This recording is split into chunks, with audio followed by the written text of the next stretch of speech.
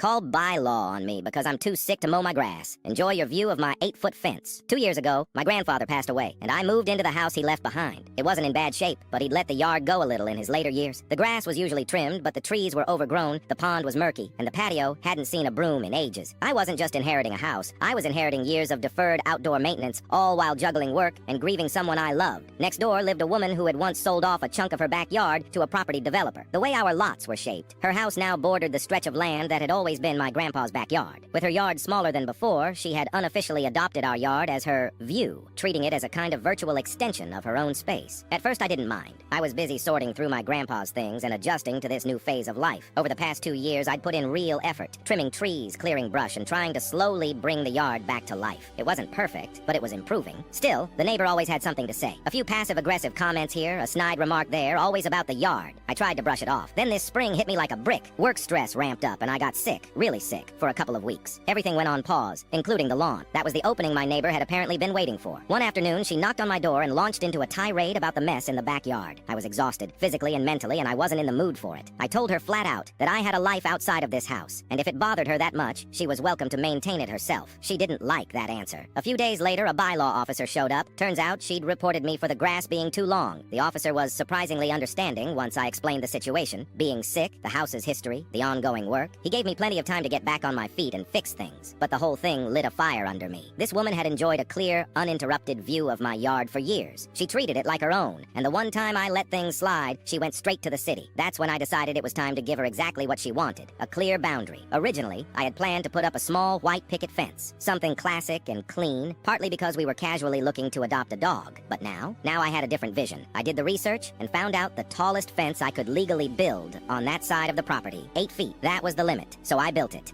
A big, beautiful, solid 8-foot privacy fence. Every board went up with care, and every nail felt like sweet, petty justice. It wasn't fast or cheap, but it was deeply satisfying. Her house sits right on the property line, and one of her windows used to have a full view of my yard. Trees, pond, garden, all of it. Not anymore. Now, all she sees is wood. No more admiring her view. No more unsolicited critiques. No more treating my backyard like it was hers. I went from being the neighbor who tolerated her comments to the one who reminded her what private property actually means. I didn't yell. I didn't argue. I just built. Now, as I sit out back with a cold drink, listening to my dog play in the newly fenced yard, I feel nothing but peace. And maybe just a little bit of smug satisfaction. She wanted the yard to look better. Now she doesn't have to look at it at all.